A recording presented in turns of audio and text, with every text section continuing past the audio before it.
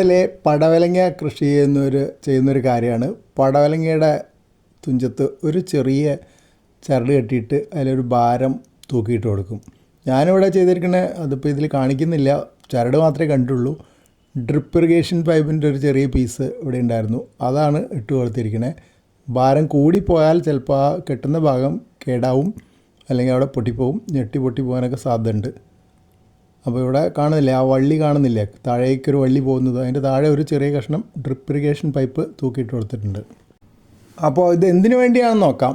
പടവലങ്ങ നേരെ വളരാൻ, അതായത് പടവലങ്ങ സ്വാഭാവികമായിട്ട് വളരുമ്പോൾ വള്ളികളിലോ ഇലകളിലോ തട്ടി വളയാൻ സാധ്യതയുണ്ട്. മുമ്പ് ഞാനൊരു റിങ് പടവലങ്ങ പോസ്റ്റ് ചെയ്തിരുന്നല്ലോ, വട്ടത്തിൽ റിങ് പോലെയായി വന്നത്, അത് പിന്നെ നിർത്തിയെടുത്തിരുന്നു ഇതേപോലെ ഭാരം കെട്ടിയിട്ട് കൊടുത്തിട്ട്. അന്ന് പിന്നെ ഭാരം ഞാൻ അഡ്ജസ്റ്റബിളായിട്ടാണ് വെച്ചത്. അതായത് ഡ്രിപ്പ് ഇറിഗേഷൻ പൈപ്പിൻ്റെ അകത്ത് ഓരോ ദിവസവും ചെറിയ വിറകും കൊള്ളി പോലത്തെ ചുള്ളിക്കമ്പ് വെച്ച് കൊടുക്കും, എന്നിട്ട് വെയിറ്റ് കൂട്ടി കൊണ്ടുവന്നിട്ട് അത് നേരെയാക്കിയിരുന്നു. ആദ്യം തന്നെ കൂടുതൽ വെയിറ്റ് ഇട്ട് കൊടുത്താൽ അത് പൊട്ടിപ്പോകുമെന്ന് വിചാരിച്ചിട്ട്.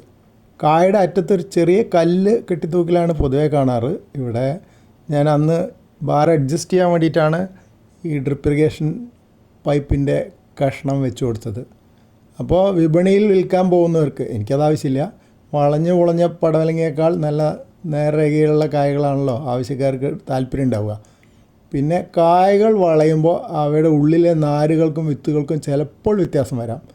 നേരെ വളരുന്നത് കായയുടെ ഗുണമേന്മ നിലനിർത്താൻ സഹായിക്കുമെന്ന് പറയുന്നുണ്ട്. ശ്രദ്ധിക്കേണ്ട കാര്യങ്ങൾ ചിലത് നേരത്തെ പറഞ്ഞു തന്നെയാണ്. കായ വിരിഞ്ഞ് ഏതാനും ദിവസങ്ങൾക്കുള്ളിൽ തന്നെ ഏകദേശം 10-15 സെൻറ്റിമീറ്റർ നീളം എത്തുമ്പോൾ ഭാരം തൂക്കിയിടണം. പിന്നെ വളരെ വലിയ കല്ല് ഉപയോഗിക്കരുത്, കായയുടെ ഞെട്ട് അറ്റുവാൻ സാധ്യതയുണ്ട്.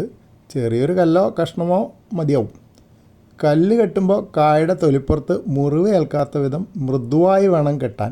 ഞാൻ വളരെ ലൈറ്റായിട്ടാണ് കെട്ടിയിരിക്കണം, എന്നാലും കഴിഞ്ഞ പ്രാവശ്യമൊക്കെ അതിങ്ങനെ ഒരഞ്ഞിട്ട് അവിടെ സ്വല്പം തൊലി പോയിട്ടുണ്ടായിരുന്നു. അവിടെ കേടുവരാൻ സാധ്യതയുണ്ട്, അതുകൊണ്ട് ശ്രദ്ധിക്കണം. പക്ഷേ ഇപ്പോൾ വലിയ കുഴപ്പമില്ലാതെ നിൽക്കുന്നുണ്ട്. ഇത് പിന്നെ ഫുള്ള് വളഞ്ഞിട്ടില്ലായിരുന്നതുകൊണ്ട് ചെറുതായിട്ട് വളയാൻ തുടങ്ങിയിട്ടുണ്ടായിരുന്നുള്ളൂ.